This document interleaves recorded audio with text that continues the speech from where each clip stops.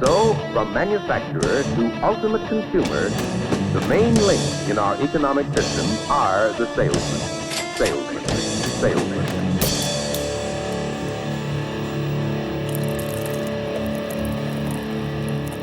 Hey everybody, I'm Clint. Welcome to another episode of the Salesman's Guide to Beer and Business. So we actually are doing this whole social distancing thing. So it makes it really hard for a podcaster who doesn't like to do via Skype videos to have guests on his show.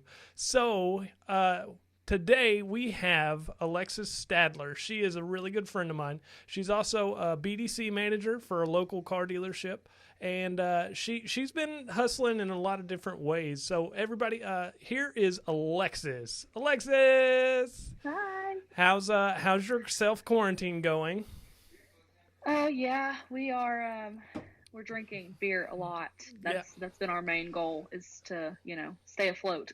Well, and one of the things, like, I don't feel as appropriate about this whole social distancing is, people judging us for being self-quarantined because the garbage man left me a note or an application, more to speak, for AA. So I was like, that's not right. You shouldn't do that. But yeah. I don't know what else to do besides when you're at home, you drink. Yep, exactly. I mean, I do have a podcast based around it. So, it works. Yeah, it makes sense. So, Alexus, tell us a little bit about your position that you're in at your dealership. Like you said, I'm the BDC manager, so I take care of all the incoming leads. Also manage all of our social media. I'm backup finance as well, so it can get kind of hectic juggling everything. But yeah, I watch the salespeople, make sure they're calling their customers. Short and sweet. Short and sweet. There you go. So, how long have you been in the BDC department? I have been in the BDC department for about 1 year and 3 months now. Okay. So, how long would you say you've been in sales? Was this your first sales job? I've been in sales since probably 2016. I started at Best Buy, but that was really low pressure sales, and then we found out we were closing our dealer or that store, so I had to find a new job. Ended up running across the current job I'm at now. Started as a salesperson, worked in sales for about 6 to 8 months, and then a BDC position came open, which was a little bit more flexible for what I wanted, so I took it. Now, would you prefer to be in BDC, or obviously because of the hours it didn't work out for you, would you rather just sell cars, or would you rather be in BDC? If I could have my cake and eat it too, I would much rather be a salesperson. Yeah. Just like myself, I mean, there are still days being behind the desk and watching other salespepeople like, I miss that. Mm-hmm. I miss that. Getting that pencil and like going out there and just, nailing a customer, just closing them down. Yep. There are definitely those days. I miss that as well. So I understand the have your cake and eat it too, Yeah. So I guess without further ado, I'll introduce the beer I'm drinking today. Alexus has her own beer, which she's drinking good old Corona for the coronavirus. You're going to get sick. So I'm drinking. This is the antivirus. That's the the Corona Light. It's the mini version. Gotcha. Okay. So I'm drinking this Pilsgnar by Melvin, and they are out of Alpine, Wyoming. And this is actually a pretty cool brew. And I mean, I say this every episode. Anybody who knows me, I check it out by the can. So if you've got a cool can, I'm gonna probably put you on my show. And this one I just thought was really, really unique because it's got this like weird robot looking dude.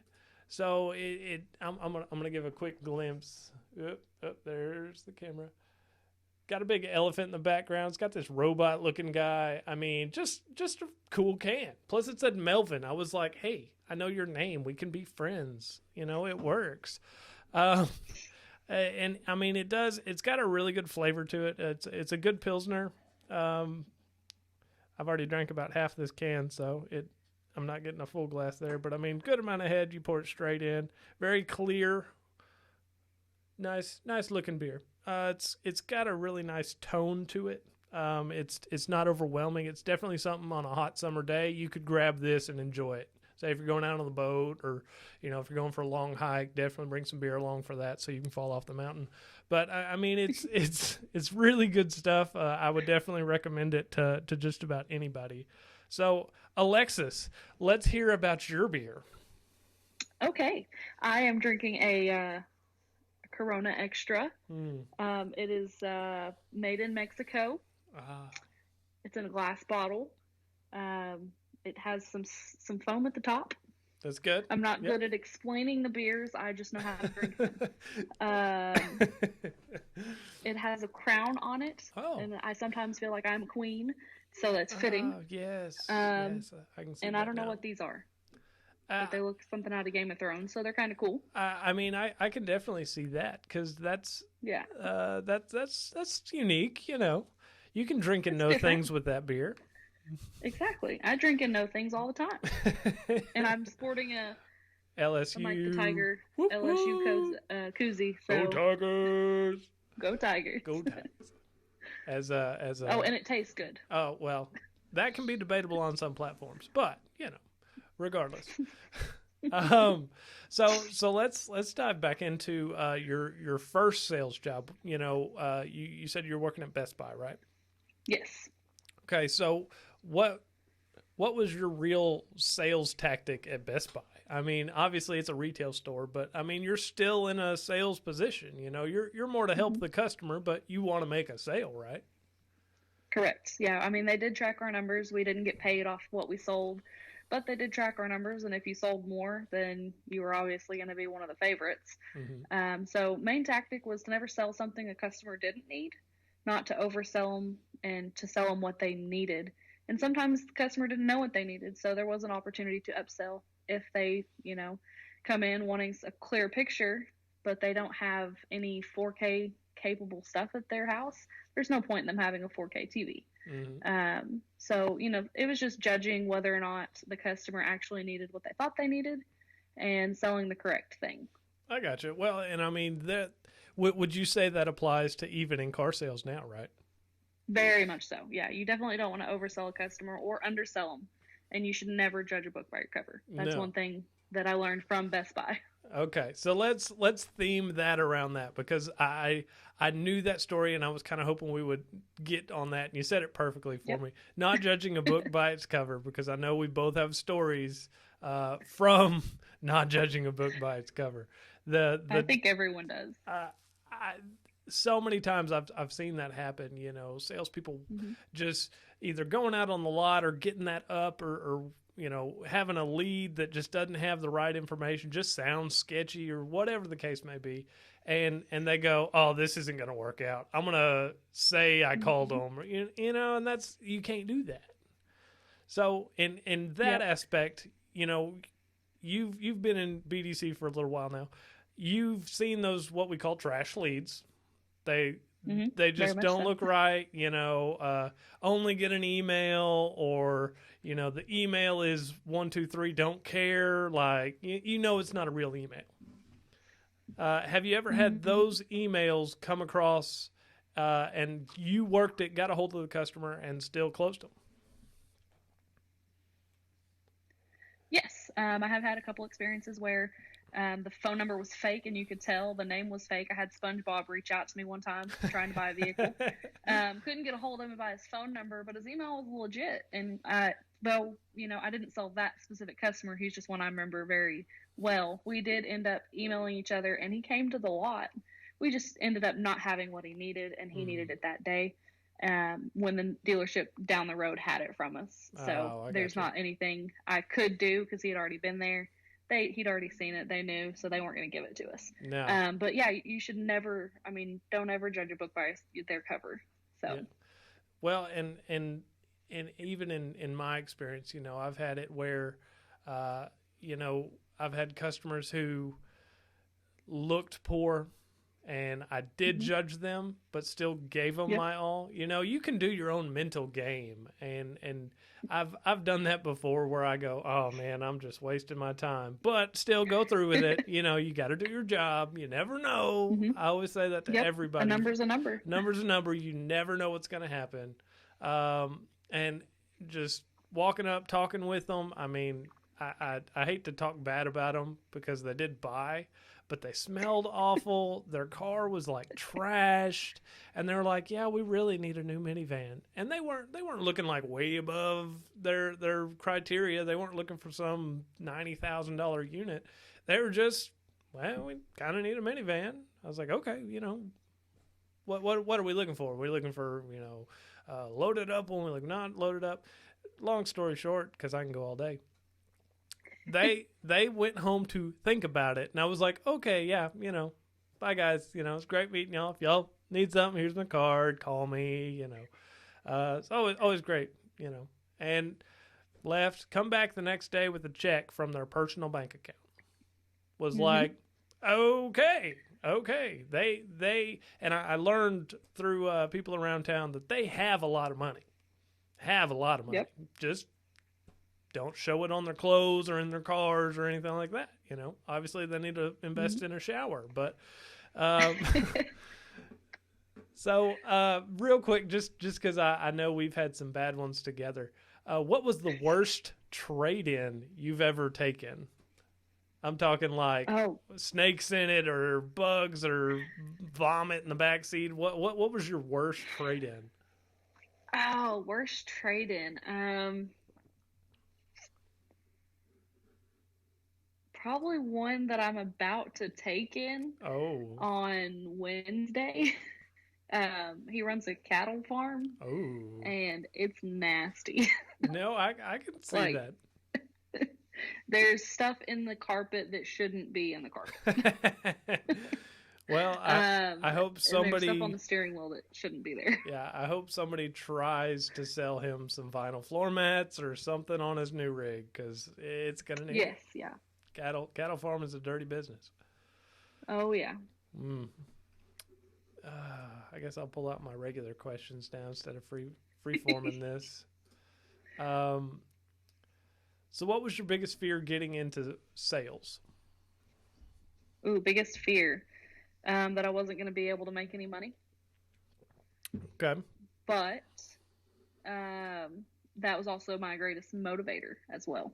Yeah. Because if you're not motivated, you're not going to make any money. So it was either work and sell or don't work and don't have a paycheck. Mm-hmm. No, and me and my GM now, we were actually talking about this the other day. In our sales staff, we've got a bunch of people who are very comfortable where they're at. Not necessarily in their sales position, but I mean, they've got other businesses or they have, spouses that work full-time job and probably make more, I'm sure. And that's something that we kind of wish wasn't always there. We wish we had those guys who, like, if I don't make a sale today, I don't eat tomorrow, I can't make my car payment, can't make my house payment. In management sides of things like that, you want your salespeople to be fearful, not necessarily of the managers or, you don't want to see your salespeople struggle, but you do want them to stay hungry. You want them to see that, like, if I don't do this, I'm not getting where I need to be. And I mean, I know GMs that will, like, push new cars or new trailers or, tell them to go buy this fancy couch or whatever it is to keep them in debt so they stay hungry. Like, and it's sad that some of those guys do that, but I mean, to keep them hungry, to keep them, going is not a bad thing in my mind. Right. But yeah, I could definitely say, like, when I worked at Best Buy, for example, like, it was a secondary job, like, it was secondary income to my family. But now, like, we have goals that we're trying to accomplish. So even more so now, like, if I have a repeat customer or if I have a lead that I know is not getting taken care of from my sales team, I'm taking that and I'm going to try to sell it, because I mean, my manager and the owner of the store is definitely not going to get upset if I try to sell something because the salesperson's slacking. No, absolutely. I mean, and even in our BDC department, our guy Jim Noble, he's a great guy. He was on a couple episodes back. He does the same thing. He may not be able to take over the sale, but I mean, he will, like, dang near do it all to get the customer sold. And then says to, the management team, like, hey, I gave this to so-and-so on Wednesday. By Thursday, they were calling me like, what happened? Nobody. And now they're leaving with a new trailer. Like, you've got to stay on that, you know? Yep. And I've always said it, BDC should be a salesperson's best friend. You know, they're doing a lot of the preemptive work, doing the background work before they ever hand it off to you. And you just basically sometimes get an easy sell off of it, you know? Yep. So, I mean, kudos to y'all. I couldn't do it. I'm terrible. So being, you said you had goals, that y'all are trying to accomplish. Where are you trying to go from here? What are those goals? Goals personally, we'd love to be retired by the time my husband's 40. So we've got 10 years. He just turned 30, and you know, if we could both be done working full time, constantly working for someone else by the time he's 40, that would be complete goals, to where we could just do our own thing, maybe start our own business. My husband would love to have a YouTube channel. So if we could do anything to start that up, that would be, you know, that'd be really cool. Yeah, no. And I mean, the startup for even a YouTube channel isn't incredibly expensive. I mean, it takes money to keep it going because you've got to grow it. But right. I mean, getting started, that's nothing. I mean, look at me. This is episode 11 for anybody who didn't know that already. And I mean, if I wasn't a perfectionist and a nerd, and wanting all this cool stuff, I could have done it a lot cheaper. I mean, a lot cheaper. But I didn't, and I like my stuff. Hey, and it shows too. The quality's there. Quality is there. I mean, I hate that we're having to use virtual right now, but I mean, it's working. So we're gonna keep on trucking with it the best we can.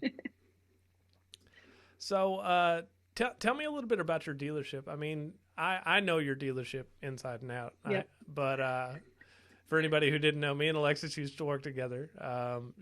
She is still at the Chrysler dealership that I left. I miss you guys a whole bunch. But for the people, tell everybody about that dealership. Our dealership, it's very small. I can see this. You can walk from one side to the other in about 20 steps if you have Kalen's long legs. Well, 10 with his legs, 20 with mine. And our lot, well, it's basically a giant triangle that is also a hill. So there's not really much parking. Yep. We are a very small dealership. We definitely, we don't have the looks, but the quality is there. Yeah. And the friendliness is definitely there, but we're all really tight knit. We don't have any offices in our building except for finance and for the office ladies. All the salespeople sit in a row together. No one's above anyone. And I even sit out there with the salespeople just so I can keep up with them and they can keep up with me. We're really laid back. Let's put it that way. I'd agree with that. I mean, the 5 years I spent there, I mean, it was a very laid back environment the whole time. Yep. And I did like that aspect of it. There are definitely things that like you have to work on to make that low pressure environment. Because at times it gets high pressure, I'm sure. You know, you've still got to sell. I mean, you're still making money on car deals. So that's hats off to that, because if you can give the environment a low pressure feel, you're instantly making your customer relax 10 times quicker. And that's one thing I would definitely say, like, makes it super easy for us. For repeats and referrals is, you know, they say it's not high pressure at all. You can go in there in jeans and a t-shirt and fit in because that's what everyone else is wearing. That is by far one thing I do miss the most about that dealership was I could walk in blue jeans, sneakers, and maybe a polo. And I am more dressed up than some of the people there. Yep. I still go in every day with my skinny jeans and my Converse and a t-shirt on. There you go. But it fits. Yeah, that's the atmosphere. And I mean, it's all about the atmosphere of your dealership. Now, obviously, if y'all were selling, $90,000 Mercedes or something, yeah, okay, you want somebody who's going to be in a suit, Correct. But it's I don't know. That dealership is par none. I mean, it's top notch. I love that place. I do miss you guys a whole bunch. I hope y'all know that. Same. Okay, so start crying. Next question. Don't start crying on me. I'll start crying. You know how this goes. I do. So tell us about your process as far as, every store I feel like has their own process, from the meet and greet to desking to putting them in finance to the delivery, break us down your process at your dealership. Say it's a lead. We'll give you, home field advantage. I appreciate that. Yeah. Okay. So when a lead first comes in, we give them a call. We are not high pressure. We're not going to call you 40 times a day until you answer the phone and you cuss us out.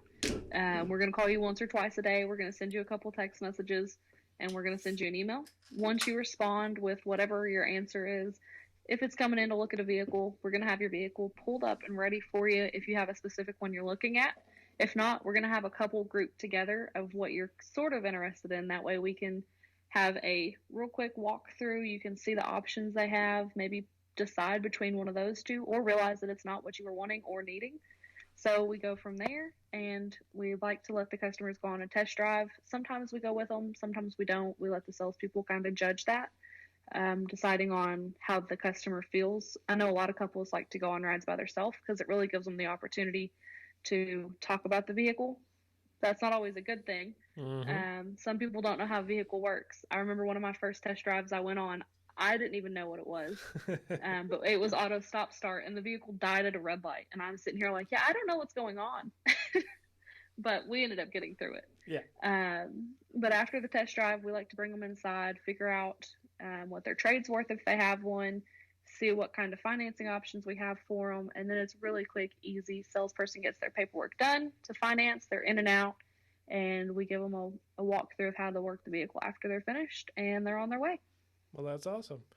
Like I said, it's there are some places, I mean, that's pretty standard, but at the same time, I mean, going the extra mile for a customer, I've talked about that a couple times. Like you said, you're going to get in contact with the customer if they're looking at a specific vehicle or multiple vehicles. You're going to make sure you know where they're at, pull them up, make sure they look good. That way, when the customer comes in, they're not like, who are you? Like, oh, you want to look at what? Like, no, you're prepared. And being prepared is a big, big part of that. So have you ever not been prepared for a customer that you're like, maybe they told you they had bad credit or something, like, and just like throwing all your preparedness out the window because you're trying to judge a customer? Yes. Yeah. So I've had customers, like, we talk on the phone, we get an appointment scheduled, they come in, we're having a great conversation. And then right before we go on the test drive, they're like, yeah, I'm like a 500 credit score. And then it's like, oh my gosh, that's not good. But at the same time, it's like, well, maybe they've got a good cosigner. Maybe they have a good cosigner they don't know about. Maybe they got a bunch of money down. Who knows? Yeah, maybe they've got a paid for trade that's worth $20,000. I don't know that yet. So I always try to keep moving. So what, they have a 500 credit score. That doesn't mean we can't get them done. We've gotten plenty of interesting types of credit done. So I try not to let credit stand in the way. Subprime is not a dirty word. No, it's not. Subprime is not a dirty word. It sounds bad.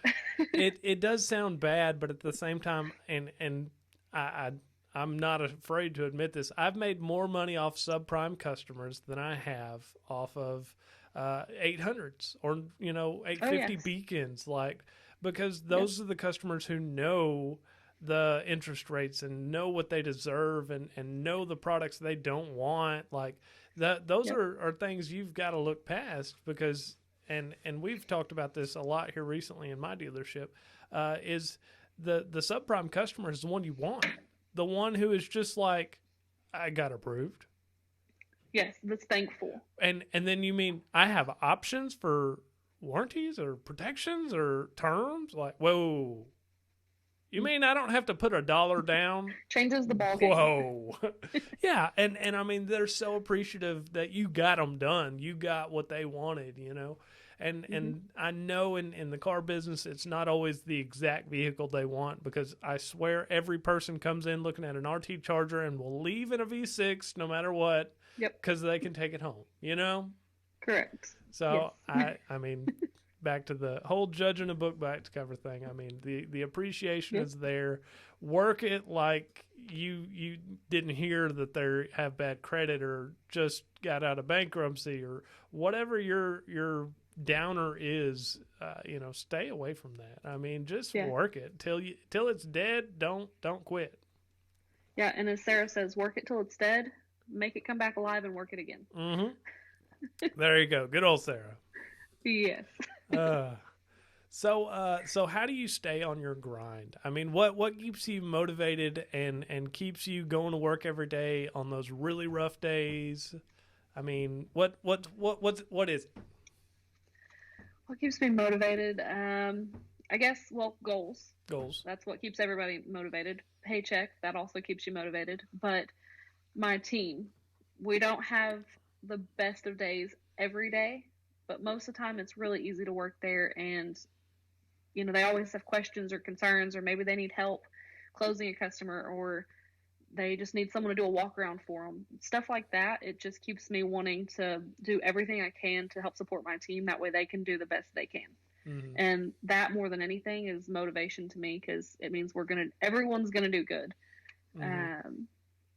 And that's really, really motivating. Yeah, no, I mean, your team is a big part of your everyday life. I mean, I've said this at every dealership. You know, you'll spend more time with your sales team than you will your family members and, you know, your spouses, because, you know, you may be asleep and spending more physical time with them. Emotionally, you're not there. You're checked out. You know, you're asleep. Correct. You're only getting a couple hours a day with them. Excuse me, that was rude.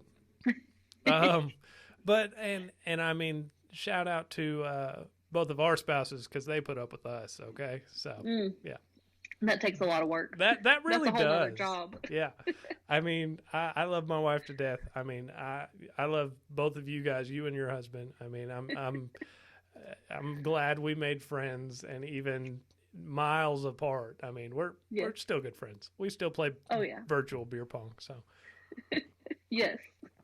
Oh man, good times. Oh yeah. So when did you realize you loved being in a sales role?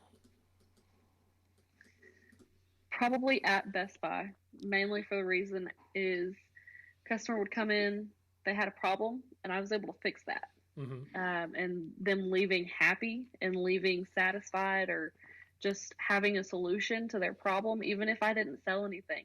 That was super, super satisfying. The gratification I got from that was unbelievable. And moving to cars, where it's not a want, it's an actual need in most cases, to get back and forth to work or home or school, whatever the reason is. The gratification from that, where a person that hasn't had a vehicle for so long because they'd had horrible credit, or because no one was ever going to take the time to sit down and really work with them and find what they wanted or needed. The satisfaction from helping a customer get what they want has always been my main thing that pushes me more into sales. Mm-hmm. No, 100%. And I mean, we've the customer satisfaction thing, and we've hit on it a couple times on the show so far, but I mean, you have to take care of that customer so much and reassure them that they're going to be taken care of after the sale. And follow through with that, you know. I mean, your customer is your bread and butter. I mean, that's how you live every day. So you've got to make sure they're happy. Yeah, and something to add on to that is, by not judging a book by its cover. Well, so say your customer you have, maybe they don't have the best credit, but their mother, father, cousin, sister, brother, whoever, could be an 800, and if they have a fantastic experience, they're going to tell everyone they know. They're going to post about it on social media. Mm-hmm. I mean, their grandma could be an 800. So and looking do for a new everything car. you can. Exactly. So do everything you can to make every experience top notch, no matter who it is. Mm-hmm. No, and that's gold right there, because so many times I have customers or salespeople that come up and they're complaining about their customers because of small things, and I'm like, you don't understand what you're doing. Like, you're giving them the advantage for you to not make any more money off of them. Like, you're just letting them walk. You're giving up on them, and you're giving up on yourself. You can't do that, you know? Oh man, that's one thing that drives me so far nuts when a salesperson gives up before the customer does. I'm like, what are you doing? I can't stand that, because I had a customer. She's a repeat right now. I'm selling her husband a new Gladiator, but I called or I texted them and checked on them last night after all the storms went through Arkansas, because I had saw on the news where there was flooding in their town. So I called, check on them, make sure everything was okay, see if they need anything. It's something small, but it can go a long way. It means a lot to that customer. And even if they don't have anyone that they can refer to you when they get ready to buy a new vehicle, hopefully you're going to be on that list of people they go to. No, absolutely. And I mean, that was one of the things that I did when I branded myself in the car business. I became the tattooed car guy, and it made people be able to remember me. It made people, make it memorable. Is what I did. Like, not only am I great at what I do and want to take care of you and do so much for you, I'm easy to recognize. Go see the guy with the tattoos. Like, it was a win-win when that come up, and I'll never forget the customer who actually told me that. They're like, "Yeah, you're the tattooed car guy, right?" And I'm like, "You just, I am. Yep, you just branded me. Thanks for that." Yeah, there's a big poster over there. Yeah, I mean, we still have people call all the time or come in the store and ask for you. Even if they're not there to buy a vehicle, they could just be in service, and they still coming up and ask for you or ask how you're doing. So you've definitely put your name and your mark on our dealership for sure. I did, and I mean, that's my advice to anybody. I mean, that's one of the reasons why I wanted to do this whole podcast, is because in the years I was at that dealership, I connected with this small town. Yes, it is a small town. I worked in a small dealership, but I knew how to do it. I knew how to make money at it, and I promise you, last week, I don't know, Team Lampkins. Do you remember them? I remember the last name. Yeah. So they bought a 3500 from me. He called me the other day. It was like, "Man, I'm about to roll over 500,000 miles on my truck." Holy cow. I was like, dang. And I told him, I was just like, "Man, I hate to tell you this, but I'm not there anymore." He was like, "No, where'd you go?" And I told him where I moved to, and I told him, I said, I got an opportunity that I couldn't turn down. And he was upset, but at the same time he was like, "Well, I gotta find somebody else to buy my truck from." And I'm like, "Go back and see the guys at my dealership. Same people, they'll treat you right." I said, they'll do you good. But yeah, I failed on that part because I hadn't followed up with them in 6 months, and that was on me. Yeah. But no, go ahead. Oh, just one other thing about your brand inside of the brand that we work for, or that I work for now. That's one thing we try to tell our salespeople all the time. And for the most part, they've started creating their own content for their own social medias. But you're a business within a business. Yeah. You can be your own boss, and never forget that. You set your own pace, you set your own schedule. I mean, especially at our dealership, it's really laid back, but you control your paycheck. You are not limited by any means. If you are willing and have enough determination to push yourself to be your own business, you can be. No, that's amazing. So that goes into something that I do want to talk about here in a minute.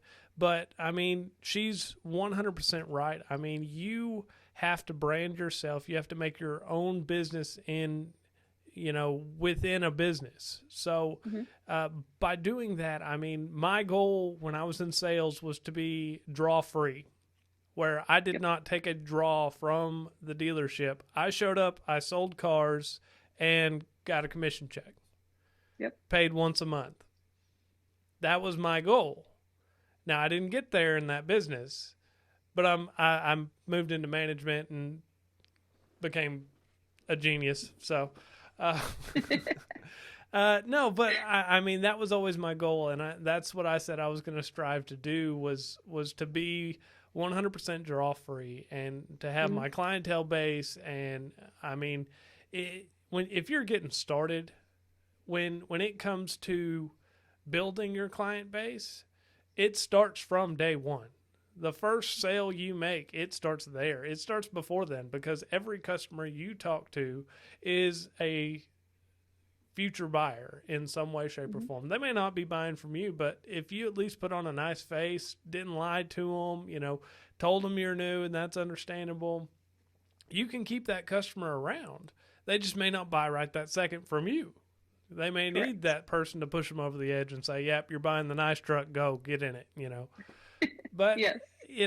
That's what I did for a long time. I made sure my customers knew that I was going to take care of them and I was going to be there for them no matter what. And when I left, it broke my heart because I couldn't be there I for think them it broke anymore. everybody's. It did. It did. When you're at a dealership that long, it's hard when you see somebody like that leave. So. Oh, yeah, for sure. Oh, so has your job ever affected your relationship or your home life? Every single day, it seems like. I get calls all the time because I am the BDC manager, so I'm constantly getting phone calls from sales staff or management just asking questions or uploading a vehicle to the system so we can sell it. It does get on my husband's nerves quite a bit. He's constantly like giving me the ugly stare, I like to call it, whenever I take calls from home. But I guess it's ingrained in me. I guess that's part of the job is you're always on the clock in sales. I mean, because it doesn't matter if you want to work or not. If a customer's calling, you got to answer. No, and I guess you're right. That definitely puts a strain on the relationship sometimes. No, and I mean, like I've said before, because I try and ask that question all the time because usually there's like one instance or one story. I mean, I don't know how many times my wife has gotten upset at me because I didn't call and let her know I was going to be late and dinner got cold and just the small stuff. But it does add up, and you've got to think about them in that aspect because they're expecting you, or they in general they want to be with you. They want to see you. I mean, heck, my wife, I know she puts up with some crazy stuff. Just because I do this, and I've got a video game addiction, and I work 80 hours a week, so yeah, exactly. Yeah, love you, honey. Yeah, just last week, because we're doing split shift right now due to COVID-19. So I am having to do finance Thursday, Friday, Saturday, while the actual finance manager does finance and funding Monday, Tuesday, Wednesday. So we had a customer who, it was 6 o'clock. Customer finally decided on a vehicle, and we didn't leave until 8. My husband was, to say lightly, very upset. And it ruined our dinner plans. I ended up having to get pizza. It wasn't great for any of us involved, but that's what the customer needed. It was convenient for them at that time to sign. That way they wouldn't have to come back the next day. And it's all about working around your customers, but also figuring out how to make that work in your home life and your relationships as well. No, 100%. And that's one thing I do think my wife, after so many years of being in sales, has started to accept that it's just going to happen until either I die, retire, or get out of sales. And she's a little more lenient now. She still doesn't like it when I come home late, and there's been nights. The other night, Saturday night, we had a very busy day for everything that has been going on. I was the only finance manager on duty. I signed 7 deals in one day, and today was insane for me. But I mean, I worked a 12-hour day, and I know some people are like, 12 hours, that ain't nothing. Yeah, but I didn't stop. From bell to bell, it was craziness, one deal after another, and they weren't scheduled. They were all fresh. They were right then, let's go, Wow. 12-hour day, and it kicked my butt. I was so dead. Yes. But it was a great day for the dealership. You know, we'd been struggling with all this coronavirus and all this self quarantine and no customers. And I mean, it was great to see our dealership blossom. Hmm.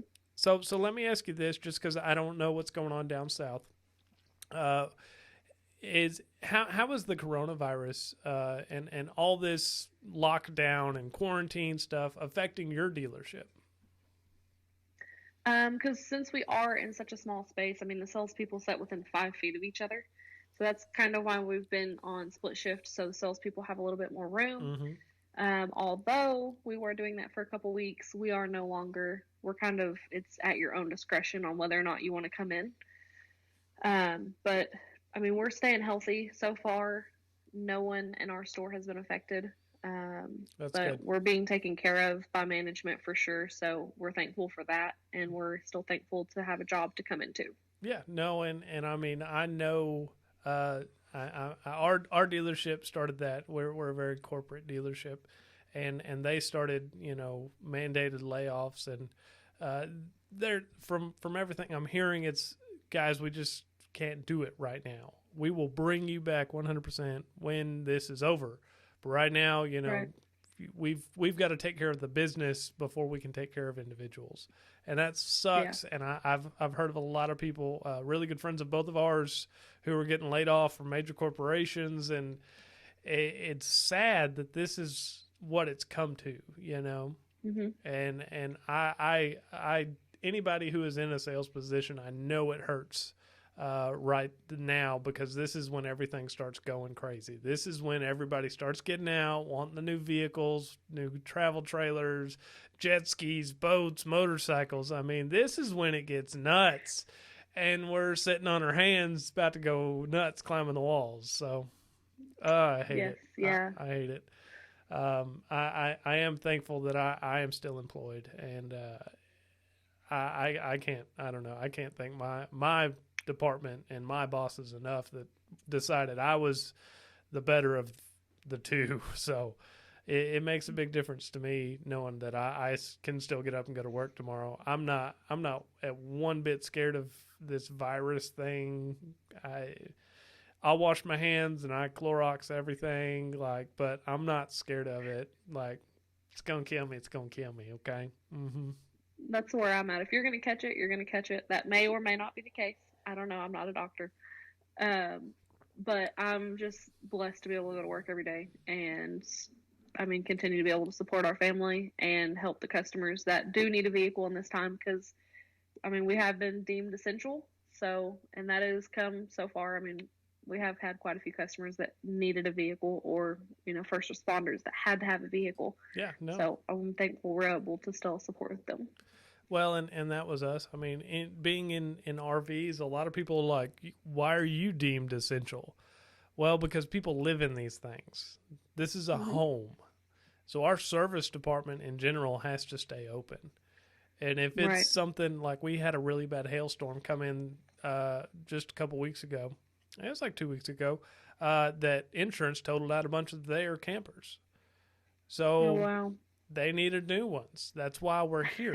They live in them. They're Yep. houses on wheels. So yeah, we are deemed essential, and some people don't understand that.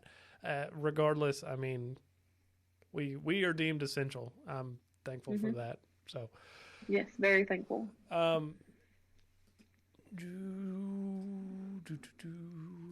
get out of here. Pulled up the wrong thing on my computer. Sorry, everybody. You just saw the App Store from Apple. Go download a cool app. So let's get back on beer for a minute. So is Corona your go-to beer? For beer, yes. Yeah, Corona is definitely, if I'm going to drink something, it's going to be a Corona, just because, I mean, that's what first thing I ever drank with my husband. That's what he drinks all the time. So that's my go-to for beer. Have you tried any type of craft beer? I've tried a couple different brews from Lost 40, which is based out of Little Rock, Arkansas. And and I've been to the Flying Saucer and had their little like taste test bar. Oh yeah. Like where you've got the little cups and Yep. They had a really good pineapple beer. It was different, but it was good. Fair enough. I definitely can't wait for you and your husband to come up and visit us, because there's a bunch of local brews here in town, just like down south. And I mean, we're gonna get pretty drunk, but we're gonna try a lot of good beers. We're gonna need an Uber, that's for sure. Yeah. But no, I mean, here locally, I mean, there are so many small breweries that I say are small, but I mean they're huge, that have really good beer. We'll have to definitely check out some of my new favorites. Because every episode I have a new favorite. Me and Melvin are just going to be best friends, but I don't think he's going to be a favorite. The only thing that I have wrong with that can of Melvin you got is the elephant on the can. Okay, so you don't know the story behind it. So on their can, it says, quoting, "We are constantly inspired, refreshed, and challenged by the rugged yet beautiful terrain of the west coast of Wyoming," because Alpine, Wyoming. Okay. The beer you are holding is Liquid Sunshine, and the perfect companion on your next outdoor expedition. Pack it in, pack it out, add some pills to your gnarly life. And that's where I'm guessing they get the name, because it's Pilgnar. Pilsgnar. That's cool. But the hills are alive with Melvin. I really feel like subliminally, and I'm going to have to do some research, I may put this in the comments below, that the elephant is actually named Melvin, not the robot. That would be cool. That would be really neat. I do want to do more research on this beer, because it is a really good beer. Yeah. I wish you could try it. You'd probably like this. This is probably very similar to a Corona. Just got a better flavor. I feel like that was a stab. No. But I'm going to roll with it. No. Okay, so if you personally have watched the show, you know what's coming next. So you've got a couple minutes left in the show. Give me your best motivational speech to a salesperson out there today from your own standpoint. Okay? And go. Okay. Best motivational speech. Number one comment: the CRM is your best friend. Whether you think it is or not, do not take that for granted. I've lost track of so many customers, but when they're in there, they're yours. You can't lose them. You can't lose them to a salesperson, because you're going to get notified as soon as that customer comes to the dealership and the other salesperson tries to take them from you. Don't let a bad day ruin your vibe, I guess, when you get to the dealership. Leave everything at the door. It doesn't matter what's going on outside of the doors or the walls of the dealership. You're there for a reason, and if that reason is blocked by anything, you might as well go home. Don't always put your job first. Family is very important. You can lose sight of that really, really easily in the car business or in any sales job. It's very distracted, or it's very easy to get distracted by the thought of making money these days, because we are in a driven world where everyone thinks cash is the most important thing. It's definitely not. You don't want to lose sight of your family and your relationships outside of work. And I guess just take care of yourself. Don't let everything get too overwhelming to where you just melt on one day. We've all done that. I don't know how many times I've had to go out in the shop and beat on a tire or something because I've having a bad day. And I want to say, I said this in a recent episode. It's, sometimes just a quick walk around the dealership, cool off, take a break, do whatever you got to do, even if you've got a customer waiting on you. Like, if you need 2 minutes, take your 2 minutes, because I promise you that quick breath of air is going to do wonders for you when you come back. I mean, it can do so much, because we do work in a stressful environment. We do work in a high pressure environment, no matter what dealership you're at. It can still be high pressure.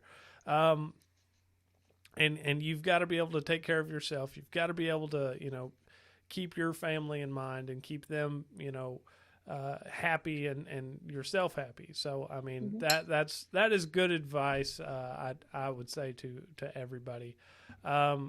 Alexus, is there anything else, any questions you have for us here at the show, that, or if we need to send you a Melvin?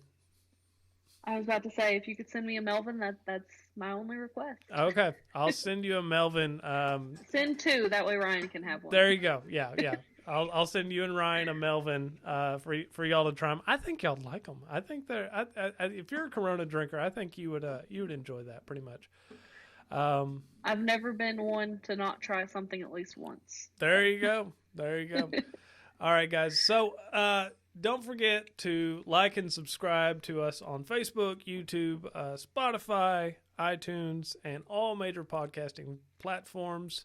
If you would, go ahead and tell us your favorite beer in the comments below. And maybe I'll be able to put that on the show next week. But guys, thank you so much for watching. Thank you so much for listening. Good night. Helping the customer buy. Helping him to know the product. Helping him see sales features that he, in turn, can use to sell them. That's part of selling. How well could you do?